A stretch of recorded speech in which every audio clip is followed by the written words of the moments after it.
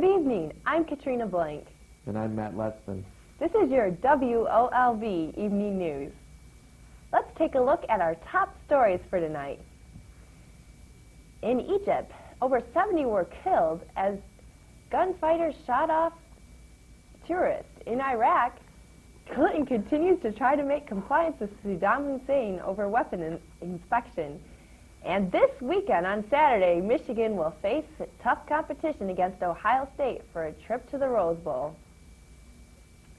And U.S. government suspended official travel to Egypt on Monday. They warned Americans not to go there after the bloodiest attack on tourists in Egypt's 5-year battle with Islamic insurgents. At least 70 were killed and 25 others were wounded. Suspected Muslim militants opened fire on tourists visiting ancient monuments in Luxor. The victims were visiting a 3,400-year-old temple on the western bank of the Nile. Luxor is located 300 miles south of Cairo. It is famous for gigantic pharaonic-era temples and its hundreds of tombs. The tombs containing kings, queens, and noblemen included the boy king of Tutankhamun. The assailants were reported as being dressed as police officers. They burst into the courtyard of a temple outside of Luxor, where they proceeded in firing a hail of bullets at dozens of tourists who had just gotten off a bus. Hundreds of foreigners and Egyptians dived to the ground or scrambled behind ancient pillars for shelter. The gunmen fired randomly into the crowds along a broad plaza facing the 3-story temple.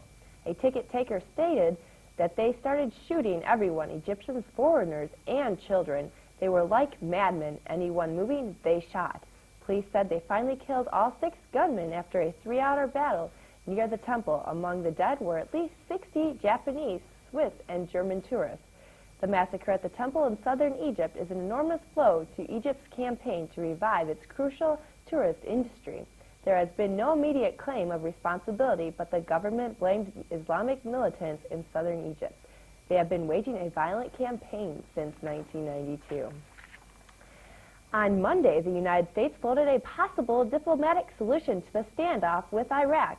President Clinton put the showdown in Cold War terms. Clinton told an audience in Wichita, Kansas, that the weapons inspection matters to you, to your children, and to the future.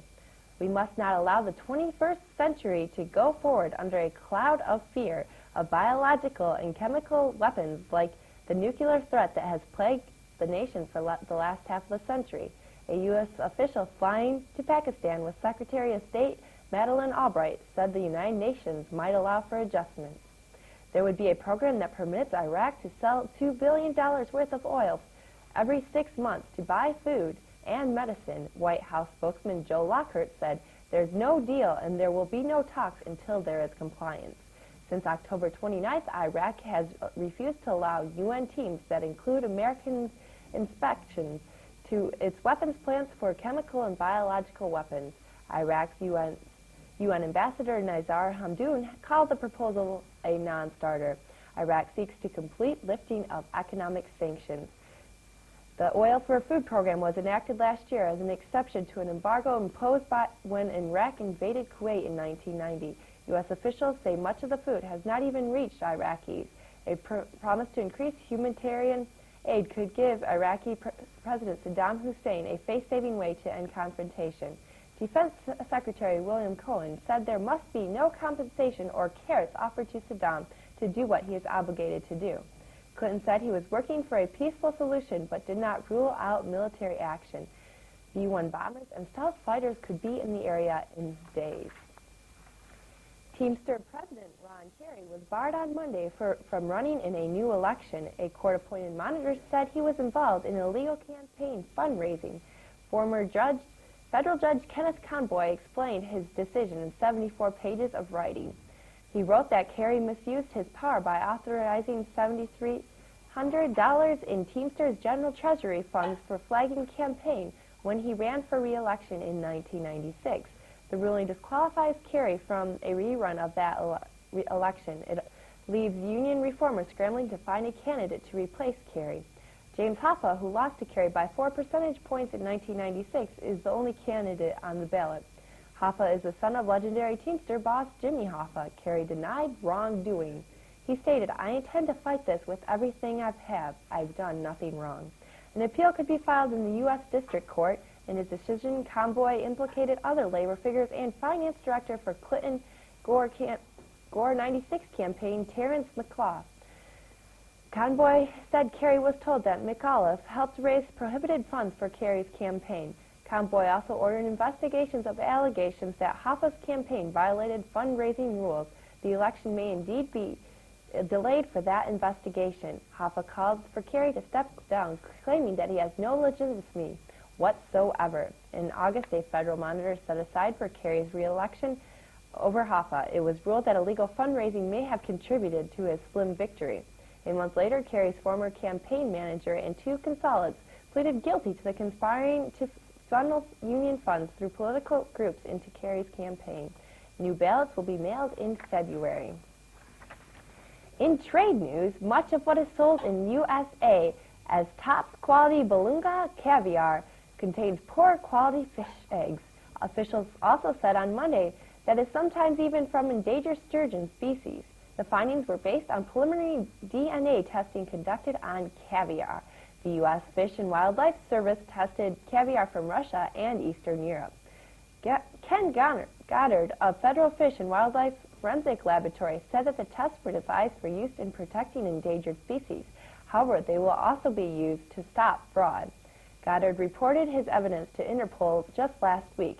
He commented that we're probably going to impact the Russian mafia.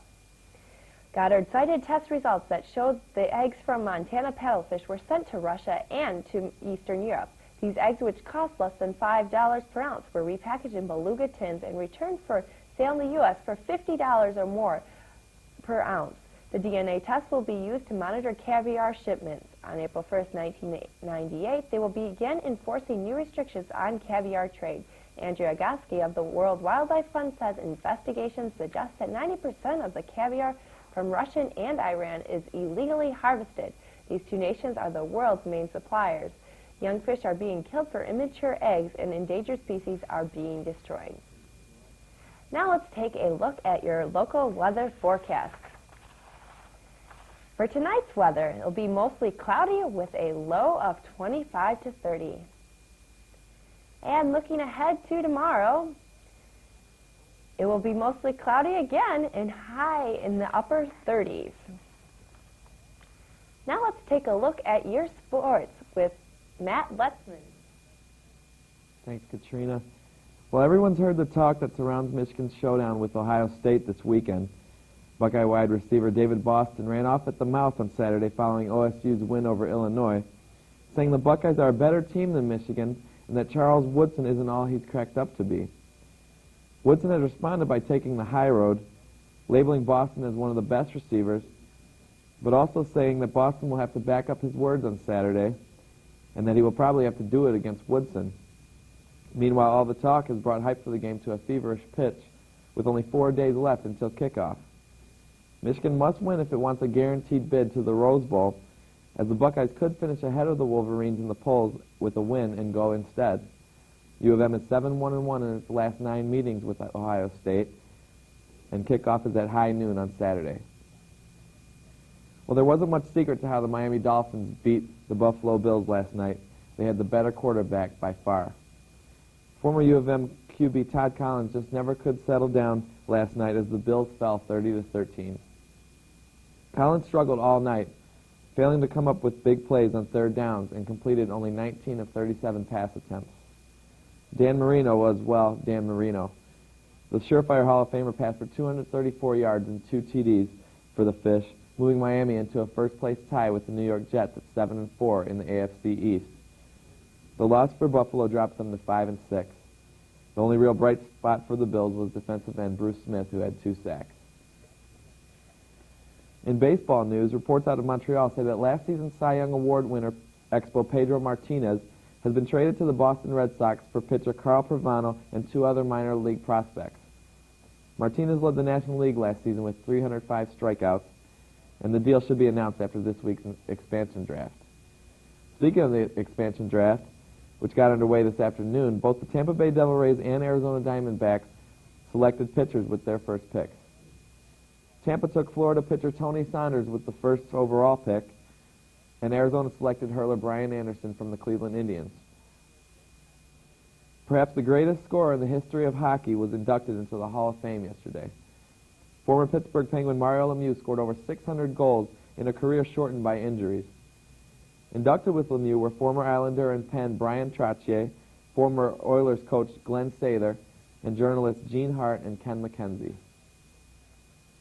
And now, taking a look at last night's NHL action, the St. Louis Blues maintained the best record in the NHL last night, beating the Toronto Maple Leafs 3-2, with Al McInnes scoring with 1.8 seconds left. Also last night in hockey, Boston beat the Ottawa Senators 4-2. The Montreal Canadiens took down Tampa Bay 4-1, and Phoenix was a 6-3 winner over the Edmonton Oilers. That's it for sports. Now back to Katrina with birthdays. Thank you, Matt. Let's take a look at who's turned a new age today. On this November 18th, celebrating birthdays are Warren Moon at age 41, Kevin Nealon is 44, and Gary Sheffield is 29 years old. Happy birthday! Now let's take a look at our own WOLV's Randy Rowland will be directing this weekend her own play by Neil Simon, and that will take place at the Freeze Building, room 1501, and that's on 105 South State Street, and the play is called Barefoot in the Park. The admission is free, and it will take place Thursday, Friday, and Saturday this weekend. Encourage you all to attend. Thank you for joining us tonight at WOLV's. I'm Katrina Blank. For Matt Lutzman and the rest of our WOLV crew, have a good evening.